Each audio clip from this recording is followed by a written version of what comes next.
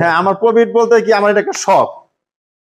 এই জায়গায় আমার প্রফিট তো হতেই হবে, সবই প্রফিট, আমার লস বলতে কিছুই নাই। এখন স্বাবলম্বী হতে পারবে, কিন্তু যারা অলস লোক তারা এই গরুর খামার করে কোনদিনও প্রফিট হতে পারবে না। এই গরুর খামার করতে নিজের শ্রম দিতে হবে। যেমন আমি প্রতিদিন সকাল ফজরটা আজানের সময় উইটা এই গরুর খামারে ঢুকিয়া আমার দুইজন ম্যানেজার আছে, স্ট্যান্ড ম্যানেজারে ডাকি আনি, ডাকি আইনা আমি নিজেই গোবর চোবর ফালায় পয়সা করে লোকের সাথে 8টা পর্যন্ত কাজ করি। ঘরের মতো টাকা আসে, যে মাসে 1 মাসে 1 লাখ পয়সা পড়ে, 1 মাসে 5 লাখ পয়সা পড়ে, আবার 6 মাসে 1 টাকা আসে না। তখন দেখা যায় আমি এই টাকাটা দিয়া পুরা বুসি সবকিছু খাওয়াই। যখন দেখা যায় আমার দুর্দিন চলে আসে, তখন আমি একটা গরু পিছে চলি। আচ্ছা, সেটাই আমার প্রফিট।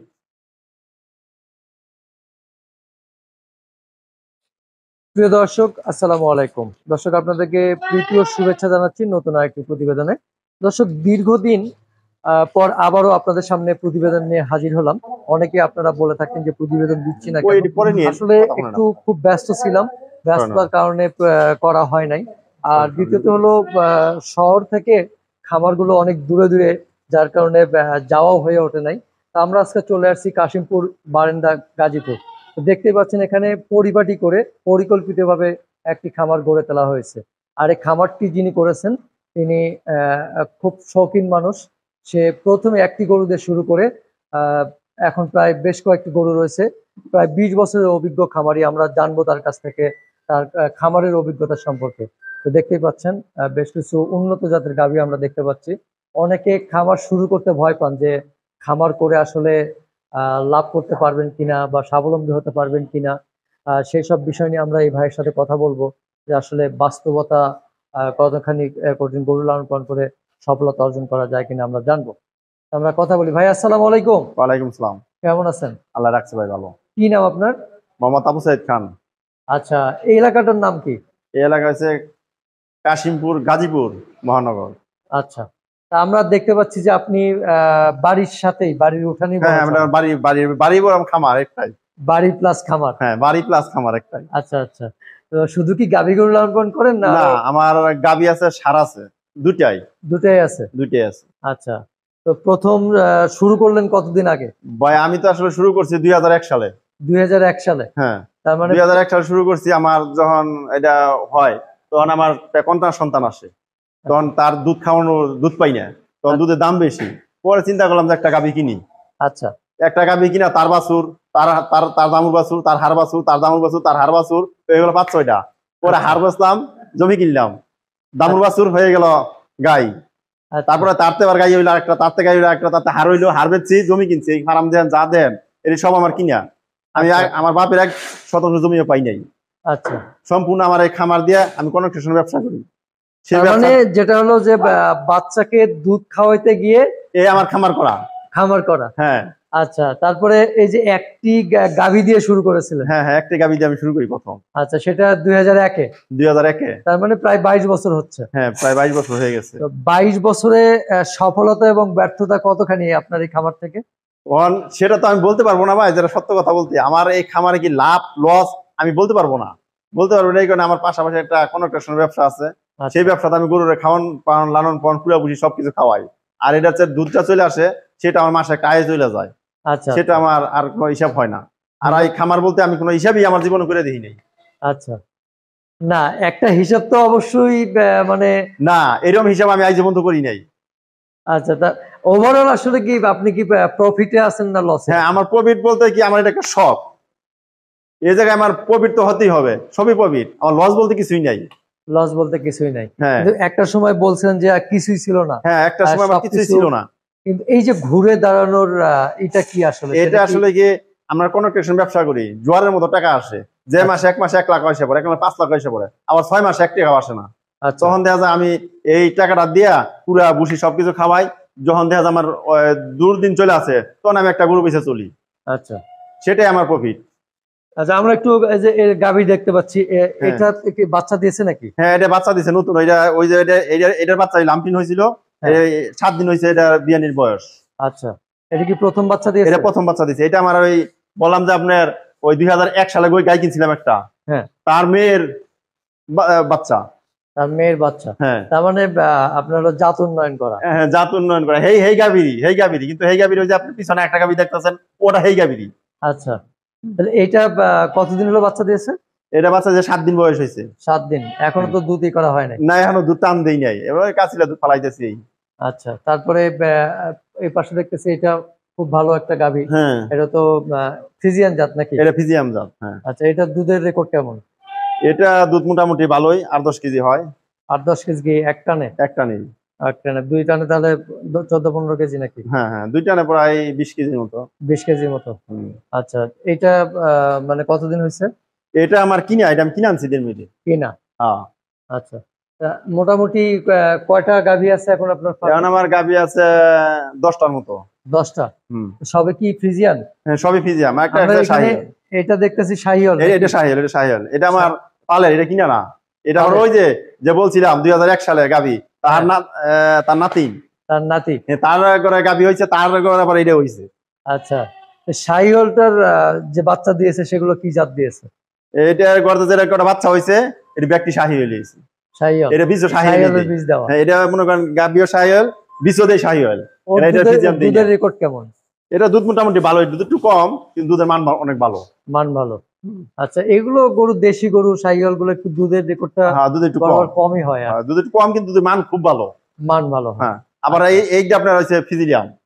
ফ্রিজিয়ান? এটা ফিজিয়াম। এটা আচ্ছা, এটা তো হলস্টিন ফ্রিজিয়ান? হ্যাঁ, এটা হলস্টিন ফিজিয়াম। আচ্ছা, এটা কয়টা বাচ্চা দিয়েছে? এটা এখনো বাচ্চা দেয়ই নাই। মানে এখনো মানে কি এটা প্রেগনেন্ট? প্রেগনেন্ট প্রথম, এটা বাচ্চা দেয়ই নাই এখনো। কিন্তু মাশাআল্লাহ গ্রোথ তো অনেক ভালো। হ্যাঁ, গ্রোথ অনেক ভালো। হ্যাঁ, এটা আশা করতেছি যে সকাল বেলায় 12-13 লিটার, বিকালে 10 লিটার। ওর মায়ের রেকর্ড কেমন? হ্যাঁ, ওর মার 35 লিটার দুধ। আচ্ছা, মানে তার মানে ওর মা আছে এখনো? ওর মা এখন নাই, বিক্রি করে দিয়েছেন? বিক্রি করে নাই, কুরবানি দিয়েছে। আচ্ছা, তাহলে এখন আপনার ফার্ম থেকে কতগুলো দুধ হচ্ছে এখন বর্তমানে? আমার ফার্মে সবচেয়ে গর্ভবতী হয়ে গেছে, এখন দুধের একটু কম, তারপর 40 লিটার। এই যে যখন মানে প্রেগনেন্ট হয়ে যায় সব, এটা কি একসাথে সব হয় না? না, একসাথে হয় না। যেমন ওইটা বিয়ে আইছে, এটা আবার কালকে বিয়ে আইছে, এটা কালকে বিয়ে আইছে, তারপরে এটা প্রেগনেন্ট, ওইটা প্রেগনেন্ট, ওইটা আবার দোয়াইতেছে, ওইটা আরো 3 মাস আগে এটা বিয়ে আইছে। আচ্ছা, এইটা কালকে বিয়ে এসে বললেন? হ্যাঁ, এটা কালকে বিয়ে আইছে। আচ্ছা আচ্ছা, তো মোটামুটি সবগুলো গরুই তো মাশাআল্লাহ খুব ভালো জাতের। হ্যাঁ, আমার গরু সব ভালো জাতের। যে এই যে গাভীগুলো যখন পরিচর্যা করতেছেন, এগুলো যাতে অসুখ বালাই না হয়, সেক্ষেত্রে আগে থেকে কি করেন? আগে থেকে সাথে আপনার 3টা ভ্যাকসিন আছে, এই 3টা ভ্যাকসিন খুব মারাত্মক। আচ্ছা, কি ভ্যাকসিন সেগুলো? এটা হচ্ছে একটা হচ্ছে তরকার ভ্যাকসিন ইনথাক, আর দ্বিতীয় হচ্ছে লাম্পিন, আচ্ছা, আর তৃতীয় হচ্ছে জোড়া। এই ভ্যাকসিন 3টা কি বাধ্যতামূলক দিতে হবে? হ্যাঁ, এই 3টা বাধ্যতামূলক। যদি গরু খাওয়ার পরে সেজন্য বাধ্যতামূলক খাতার মধ্যে লেখা 3 মাস পর পর এই ভ্যাকসিনটি করে, তাহলে সে সমমূল্য হবে। 3 মাস পর পর দিতেই হবে? 3 মাস পর পর দিতে হবে। আর তরকার ভ্যাকসিনটা 6 মাস পর পর আমি দিই। আচ্ছা, 6 মাস পর পর। আর কৃমিনাশক দেন না? আর কৃমিনাশক, হ্যাঁ, কৃমিনাশক 3 মাস পর পর। 3 মাস পর কৃমি ট্যাবলেট অথবা এই যে ইনজেকশন। আচ্ছা, খাবার দাবার মেইনটেইন করতেছেন কিভাবে? খাবার দাবার হচ্ছে আমি ঘাস ক্ষেত করছিলাম, আমার 6 বিঘা ঘাস ক্ষেত করা। আচ্ছা, 6 বিঘা ঘাস ক্ষেত নিচে ঘাস চাষ করতেছি, মোটর কাটা আছে, পানি দেই, ঘাস কাটাই না, খাওয়াই না, ঘাস কাটা আনছিও, দেখো আপনাদের। তারপরে আর কুড়া বসি তো আমার মামা শ্বশুরের দোকান আছে, এর কোনো নাই, মানে হিসাব নাই, মানে কোনো হিসাব নাই। যেমন ব্যান যাইতে আছে, হ্যাঁ 10 বস্তা পাঠান, 10 বস্তা দিয়ে দিতে আছে। মাসে যে টাকা কত হয়েছে, 1,50,000 দিলাম, 80,000 দিলাম, বাস। কিন্তু এই যে 50,000 80,000 দিচ্ছেন, ঠিক আছে, কিন্তু এখনকার বাজারে অনেকে এই সেক্টর থেকে বের হয়ে আসতে যাচ্ছে, বা আপনি ধরে রাখছেন। আসলে এই সেক্টর থেকে এখন প্রফিটেবল হওয়া বা একজন লোক স্বাবলম্বী কি হতে পারবে? আসলে এখন স্বাবলম্বী হতে পারবে, কিন্তু যারা অলস লোক, তারা এই গরু খামার করে কোনদিনও প্রভাব হতে পারবে না। এই গরু খামার করতে নিজের শ্রম দিতে হবে। যেমন আমি প্রতিদিন সকাল ফজর আজানের সময় উইটা এই গরু খামারে ঢুকিয়া আমার 2জন ম্যানেজার আছে, স্ট্যান্ড ম্যানেজারে ডাকি আনি, ডাইকে আইনা আমি নিজেই গোবর চোবর ফালায় পয়সা করে লোকের সাথে 8টা পর্যন্ত কাজ করি খামারে কাজ করে আমি সাইডে যাই। মানলাম আপনার কথা যে শ্রম দিতে হবে, শ্রম দিলে কি খাবারের মানে এটা কমানো সম্ভব? হ্যাঁ, সম্ভব। আর যে আমার গরু এখন, এই গরুর সমস্যা হয়েছে আপনার ফুড পয়জন হয়েছে, কারণ আমার যে খামারের ম্যানেজার আছে এরা বুঝতেছে না, আমি রয়েছি অন্য জায়গায়। তখন হেরা কইব কি ফুড পয়জন, ফোন দিব, স্যার গরুর সমস্যা, এই সমস্যা ডাক্তার ডাকবে, ডাক্তার ফুড পয়জন আই দিব জ্বরের ইঞ্জেকশন, তখন এই গরু আপনার ভালো হবে না। এটা মনে করেন নিজে জানতে হবে, বুঝতে হবে যে গরু কি সমস্যা হয়েছে। এটা যদি মালিক বুঝে, তাহলে সে প্রফিট হতে পারবে। আচ্ছা, এছাড়া গরু খামার করে প্রফিট হতে পারবে না। না আমি আরেকটা কথা যেটা হলো মেন করতে চাচ্ছি যে ধরেন আমি শ্রম দিলাম সব দিলাম, কিন্তু বেসিক্যালি তো আমি যে দানাদার যে খাবারটা, সে খাবারের দামটা আমি কিভাবে মানে অল্প পয়সায় খাওয়াতে পারবো? অল্প পয়সায় এখন খাবারের দাম তো সবই ভাই বাড়তি, অল্প পয়সায় কোনো খাবার নাই। এক বস্তা ভুসি আনবা গেলে নিম্নত 1800 টাকা লাগে, এক বস্তা এই মুসরি ভুসি আনবা গেলে এই 1600 টাকা লাগে, এক বস্তা পুরো আনবা গেলে লাগে 600 টাকা। এত টাকা দিয়ে খাওয়ায় আসলে কি প্রফিট করা সম্ভব? হ্যাঁ, পরে সম্ভব। এই জায়গায় সে জায়গায় আপনার ভালো জাতের গাভী লাগবে। আচ্ছা, ভালো জাতের গাভী লাগবে, দেখা যায় যে আপনার খাবারে বিলাইব 50,000, এদের দুধে জানি প্রোডাকশনে 80,000 টাকা, তাইলে সে প্রফিট হতে পারবে। যে ভালো জাতের গাভী যেহেতু বলতেছেন আপনি, এইখানেও কিন্তু একটা প্রতারণায় পড়ে মানুষ, যে দেখা গেছে হাটে থেকে যদি গাভী কেনে, বললো যে 15 লিটার 20 লিটার দুধ হবে, বাড়িতে আসার পর দেখা গেল যে সেই গাভীটা 7 থেকে 8 লিটার বা তাও হয় না। ওই জায়গাগুলোতে নতুন যারা তারা কিভাবে কি করে? তারা যারা নতুন খামারি করবে তারা নিজেরা জানি যে কোনো বাজার থেকে হাট থেকে গরু না কিনে নেয়। যারা আরেক খামারি আছে, পুরান খামারি, তাদেরকে নিয়ে যেতে হবে। তারা দেখে তাদের কিন্তু নতুন যায় তো বুঝতো না যে কি হয়, পাইয়ার কি হবো সিটারি করে ওই 20 লিটার দুধ হয়, বাড়িতে 2 লিটার। আচ্ছা, আর যারা কিনা খামারি, প্রকৃত খামারি, এরা গরু দেখলে বুঝবো যে কয় লিটার দুধ দিবে। আচ্ছা, আপনি কি মনে করেন যে এখনকার বাজারেও এই খামার করে গরু লালন পালন করে ঘুরে দাঁড়ানো সম্ভব? হ্যাঁ সম্ভব, যে বোঝে তার সম্ভব, যে না বোঝে হ্যাঁ তো অসম্ভব হতে পারতো না। তাহলে খামার করার আগে কি প্রশিক্ষণ নেওয়া প্রয়োজন? খামার নেওয়ার আগে অবশ্যই 3 মাস প্রশিক্ষণ নিতে হবে।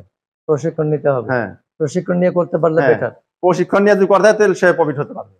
আচ্ছা, আমি আরেকটা জিনিস আপনার কাছে জানতে চাচ্ছি, আপনার অনেক দিনের অভিজ্ঞতা। আমি ধরেন যে এই যে গাভীটা দেখতে পাচ্ছি, এই গাভীটা যে 15 লিটার বা 20 লিটার দুধ দেবে, এইটা আমি বুঝবো কি করে বলেন? এটা এখন আপনি তো ভাই বুঝবেন না, আমি কিভাবে বুঝাবো? এখন এটা আমরা দেখলে বুঝবো যে এই গরুটা 20 লিটার দুধ দিবে, এই গরুটা 10 লিটার দুধ দিবে, ঠিক আছে? এটা এই যে আমার একটা শিং দেখতেছেন, হ্যাঁ এই যে শিং, এটা আমরা বলি মেনা শিং। মেনা শিং, এই যে এটার শিং এরকমই থাকবে, ঠিক আছে? আচ্ছা, হ্যাঁ। এটা যে কোনো ধরনের এই জাতের গরু 12 থেকে 13 কেজি দুধ দিবে এক টানে, আর বিকালে দিবে আপনার 7 কেজি 20 লিটার দুধ দিবে। এইভাবে দেখে শিংগুলো দেখে নিতে হবে। শিংগুলো দেখে নিতে হবে। আচ্ছা, শিংগুলো দেখে দেন, এইরকম শিং কিন্তু মানে এটার মেয়ে হচ্ছে এইটা, এই যেটা দেন, এটার কিন্তু একই রকম শিং, এই যেটা এটা হ্যাঁ প্রেগনেন্ট। এটা প্রেগনেন্ট, অথবা বাচ্চা দেয় নাই, প্রথম প্রেগনেন্ট। হ্যাঁ প্রথম প্রেগনেন্ট। এটা এখনো দাঁতেই নাই। এটা কি বীজ দেওয়া? এটা ফিজিয়ান বীজ দেওয়া। ফিজিয়ান? হ্যাঁ, এটা ফিজিয়ান জাত, আর ফিজিয়ান জাত বীজ দেওয়া। এই যে দেন শিং কিন্তু একই রকম, মা ওইরকম মেয়ে ওই রকম, কিন্তু এটা শিং কিন্তু আবার একরকম না, এটা কিন্তু আরেকজনের। আচ্ছা, তাহলে এইটা কি, এটা যে আরেক রকম বললেন, তাহলে এটা কি দুধে কম হবে? না, দুধে কম হবে না, এটা দুধ আরো বেশি হইব। আচ্ছা, কেন দুধ বেশি হওয়ার কারণটা কি? এটা হচ্ছে আর এই ফিজিয়ামি জাত আছে 4-5টা। আচ্ছা, ফিজিয়ামের মধ্যে 4-5টা জাত আছে। এটা জাতগুলো নির্ণয় করব কিভাবে একজন খামারি? এটা বুঝতে হবে যারা কিনা অরিজিনালি খামারি করে, খামার, তারা এই শিং দেখলেই, গরু চায় দেখলেই বুঝতে পারবে যে এটা এত লিটার দুধ হবে, এটা এই জাত। আচ্ছা, তার মানে খামার করার আগে অবশ্যই প্রশিক্ষণ নিতে হবে এবং অভিজ্ঞ খামারিদের শরণাপন্ন হতে হবে। হ্যাঁ, যে এই নতুন খামারি করুক, যারা অভিজ্ঞ খামারি হওয়ার সাথে বুঝতে হবে এবং প্রশিক্ষণ নিতে হবে, তাইলেই সেই খামারি প্রফিট হবে। আচ্ছা, আর যারা কাজ করবে তাদের সাথে থাকতে হবে। আমি খামার করছি এই জায়গায়, আমি যে বলছি যে ঢাকা, তাইলে আমার খামার হবে না।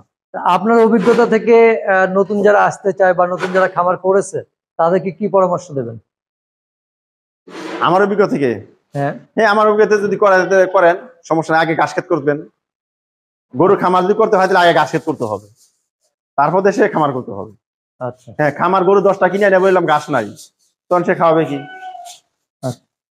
তো আপনি মাশাআল্লাহ এখন খামার নিয়ে হ্যাপি তো?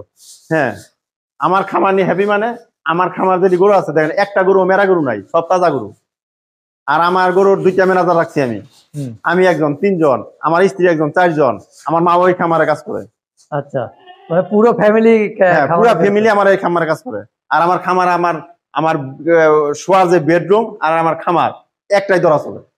আচ্ছা, তার মানে বোঝা যাচ্ছে যে গরুগুলো ফ্যামিলির সদস্য। হ্যাঁ, যদি গরু ফালি খামার করি, যদি ফ্যামিলির সদস্য গরুদের না বানাইতে পারি, তাহলে আমার খামার হবে না।